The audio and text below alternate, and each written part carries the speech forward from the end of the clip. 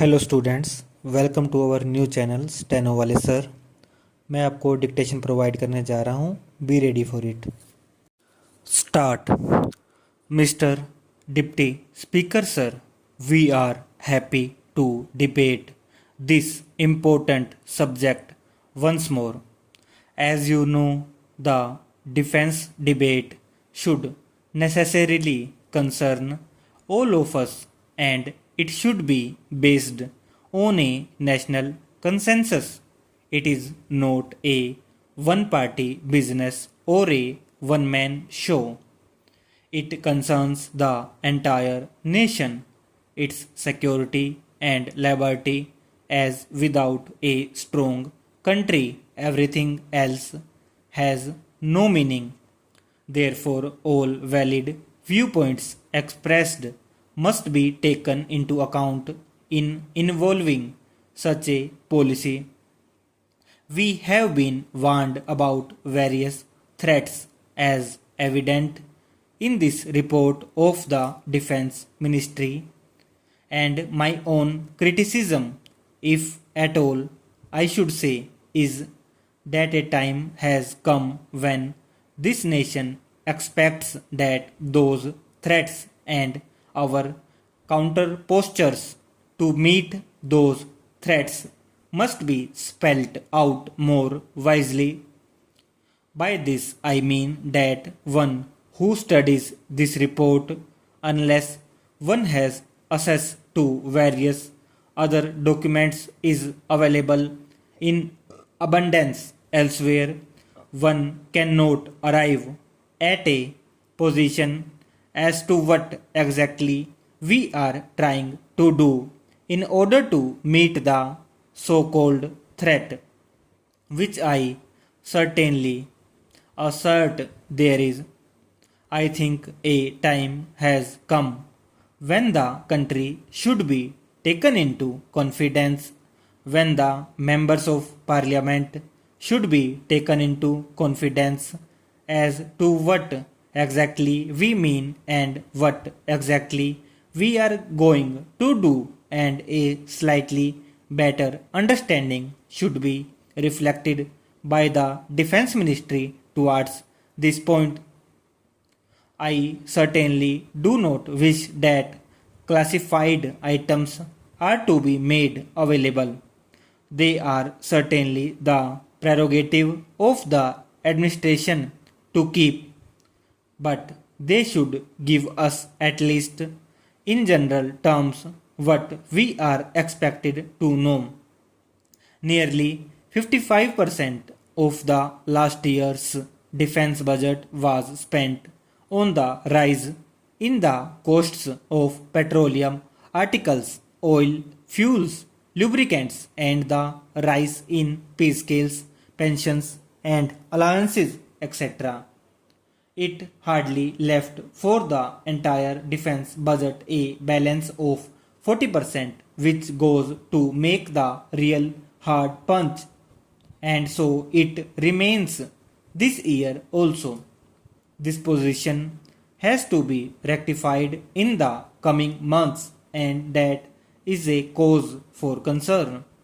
I have the greatest regard for the Honorable Defense Minister, and I know that he is a man of action and that he will take this point into account so that our defenses do not lack the punch that we want to have.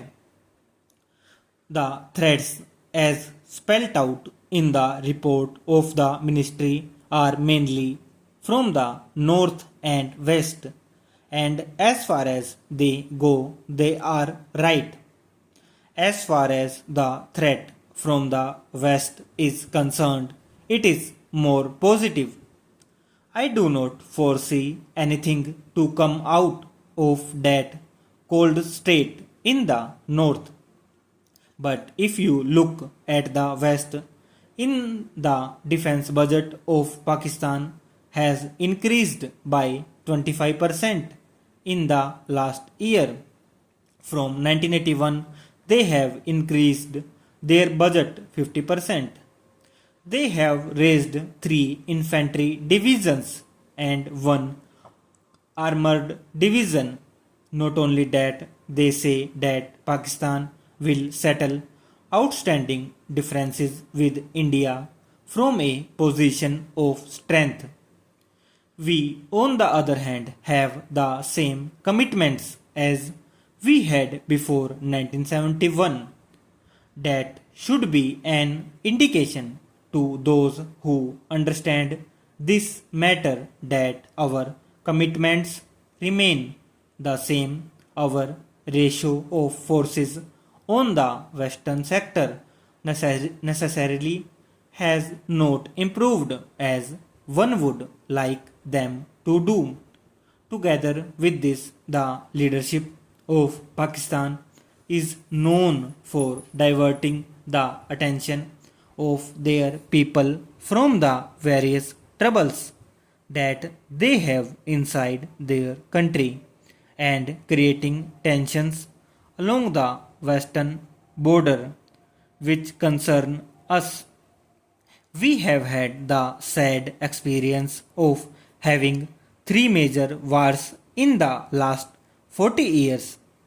The increase in the Air Force of Pakistan has also to be noted.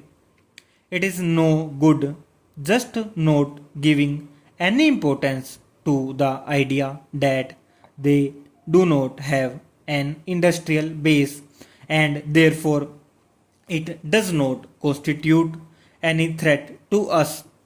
I beg to remind the House that initially and basically they and we are from the same race, from the same stock, possessing the same skill and the same resourcefulness.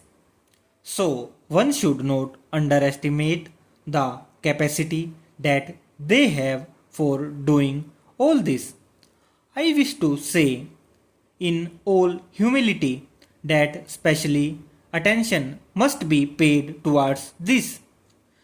They are now getting in the pipeline perhaps some more missiles and more anti tank weapons and aircrafts which give them a qualitative edge over us.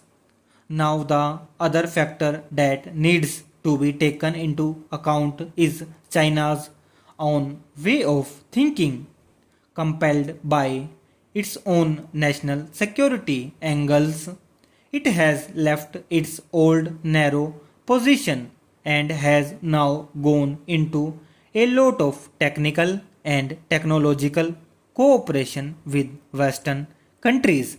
So, there should be no doubt that when production starts flowing out of China,